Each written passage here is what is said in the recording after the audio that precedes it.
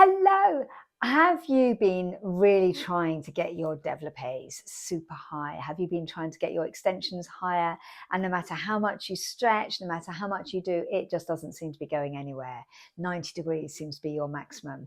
That was me a long time ago. I will say now, I've been teaching for the last 10 years, so I no longer strive to get my leg up high, but I can give you some tips on what worked for me when I was a professional dancer and what can work for you to help you improve those extensions. This is also especially for Jasmine because she left a comment the other day asking how I can help her improve her extensions. She's been stretching loads and it hasn't been helping. She needs to go more. I can't believe it. This is the first time my cat has joined in. Anyway, she's quite old. Anyway, so I'm going to give you some tips that helped me when I was a young dancer because I was really struggling to go from that 90 degrees with nice placement to be able to get my leg up a little bit higher. And you'll find, I don't know if you could see that, if your hamstrings are tight and you go to lift your leg up the back, your front leg will start to bend. So you do need to have a certain amount of mobility. So to start with, gentle exercises to stretch those muscles. Now, you do not want to be stretching when you're cold. I've got a few little tips here. You do not want to be doing what we call ballistic stretching. Okay, that was really popular back in the 80s when I was training.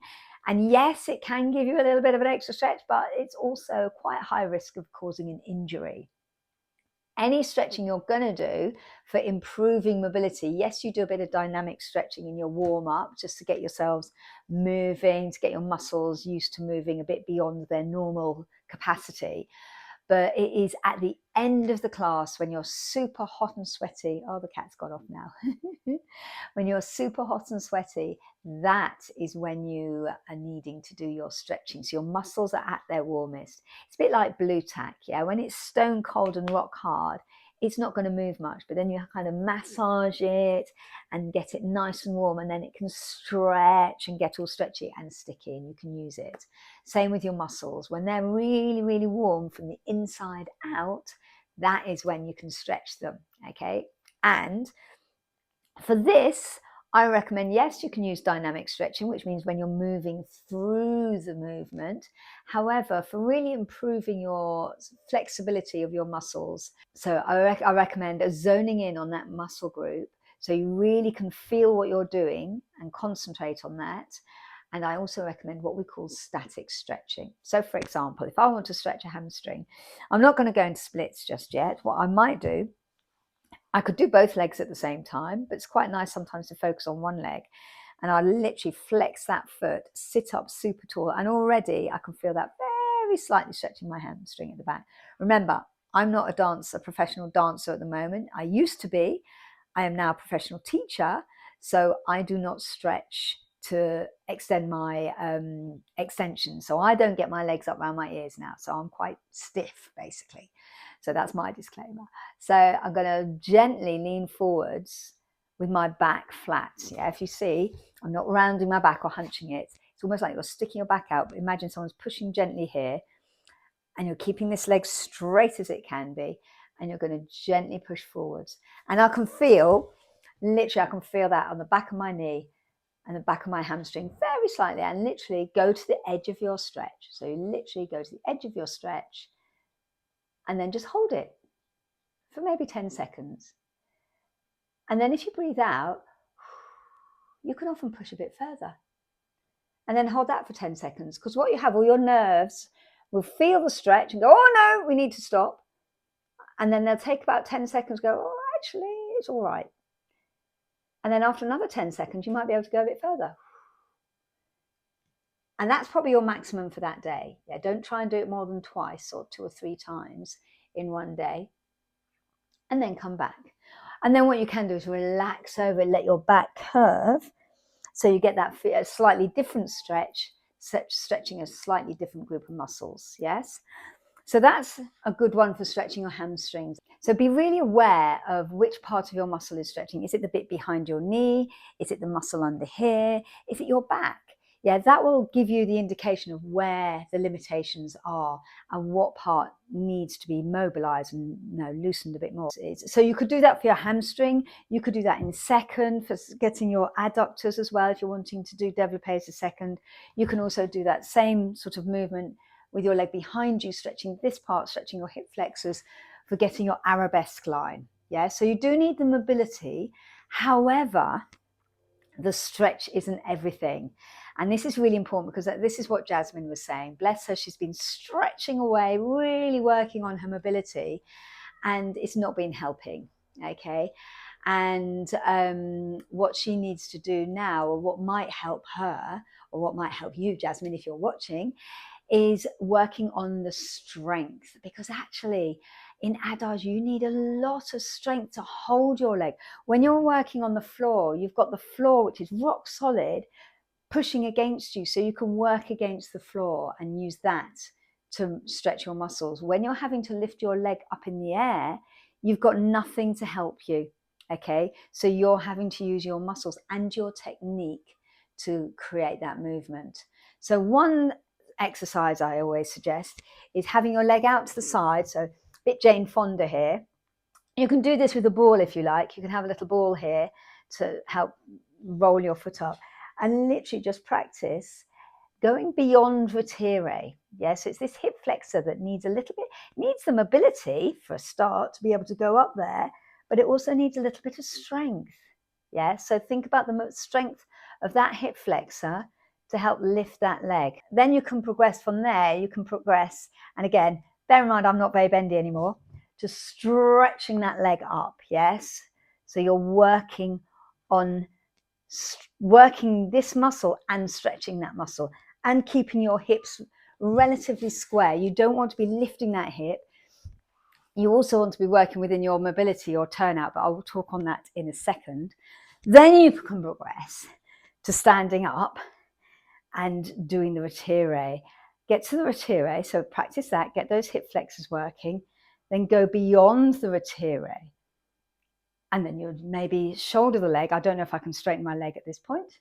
There. And then practice taking the hand away. And that will help that work. But also you need to be thinking of your supporting leg. There's a lot of strength in that supporting leg and your supporting piriformis to hold those hips nice and strong in order to be able to lift against it. So those are two areas. And I can feel them because I don't often do développés beyond 45 degrees. I can feel them having worked, okay? So practice all sides, all areas, so both sides. So both piriformis muscles and rotator muscles get worked. Both sets of hip flexors get worked. And you do need to use your quads. Yeah, you might have heard expressions like lift from underneath. I think, I was told that when I was dancing, I think what they're talking about is rotating your legs so much that it's almost this muscle lifting it. Yeah, you do need to use your quads. Your quads are what extends your leg out and lifts it up, certainly to the side for sure. The more you can rotate those legs, use that turnout, it gets rid of this bone tucks behind, and that gives you the mobility to lift that leg. If you're at all parallel, that leg's not going to go. Yeah, if you're doing a développé and you're going like that, this bone's going to get in the way and it's going to be really painful. So when you do your développé, make sure your hips are square, make sure your legs are spiraled in the top of your legs, turn that leg out, turn this leg out, use this muscle, and then extend it. Now that's just 90 degrees, yeah? So that's nothing special, but then you can lift it and go a little bit higher. And then just gradually work on building that strength. Even just doing this is really good for just building the strength in those hip flexors. When you're going to the back, you don't want to be hoiking your hip, because the minute you hoik that, that's going to limit you with your height as well. You want to keep your hips as square as possible. They might do a tiny bit, and you're going to use your glutes to lift. Your hips will tip forward, but your body's still lengthened out of your waist. And it'll be your glute that holds that turnout and lifts that leg up at the back. Again, mobility is needed to get that leg up there, but also the strength is needed to actually lift it. to help you with your back for your arabesque, a really good exercise is lying on the floor and just mobilizing your back. Yeah, getting that arch in your lower back. And also the yoga cat-cow is a good one for that one, because you want to stretch the other way as well. And then release that way. There's a really good exercise you can do on a fit ball as well, where you relax over a fit ball. You've got your feet wedged against the wall in second position. You relax against the wall and then you lift your body up with your pelvis is resting on the big fit ball. And then you can do a port de bras. And what that's doing is working the strength of these muscles in your back. So much of this is about strength. So much of it is about technique. As I said, with working that turnout to the side, you're getting rid of this bone. When you're going développé to the front, you're actually wanting to get rid of the quads, because if I développéed in parallel, my quads get in the way and then my hip flexors get all a bit bunched up here. But if I turn out, my quads are slightly to the side. I think knee back, toe forward. And again, I always forget the name of this muscle. There's a diagonal muscle here that gets worked here. And that's a really good one. And the quads are still working, but they're not in the way. So that can lift the leg. And again, get it there and then lift it to that position.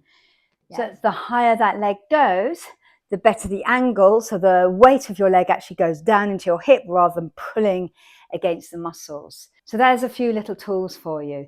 So yes, you do need the mobility. So you do need to do the stretches.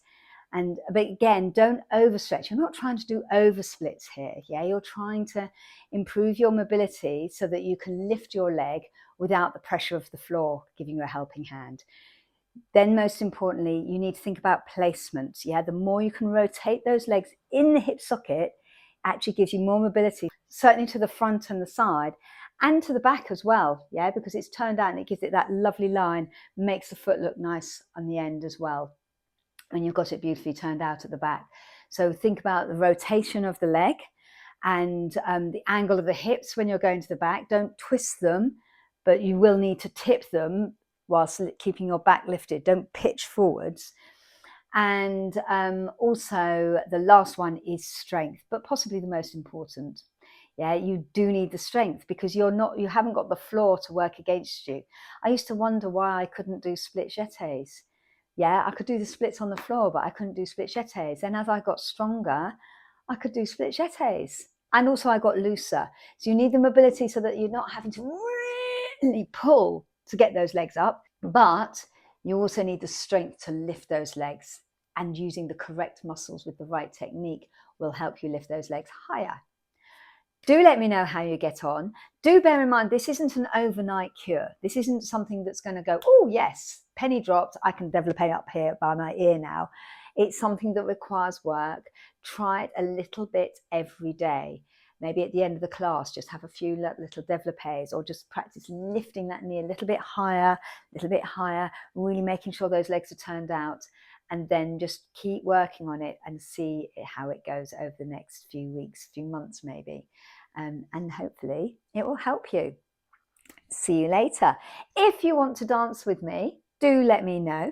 You can either message me on here or you can go along to bridgeballet.co.uk where we have all our classes available. Or if you want to try a class right now, you can go to bridgeballet.club and you can try one of our recorded classes. So we have 2 levels of classes. So you can try a recorded class right now and see how you like it. If you like the class, you can join the club and you get a whole load of ballet classes that you can enjoy. And we tend to add a new class every week. Certainly to the general level, we add a new class every week. As we get more beginners in, we will add more beginners classes as well. So you can dance anytime, night or day. See you later. Take care. Oh, do remember to subscribe. If you like this video, let me know. If it helps you, really let me know. If you have any questions, let me know. And click the button to subscribe. And I can't believe my cat has joined in so much with this video. I do apologize if you've heard her meowing throughout the whole video, pretty much.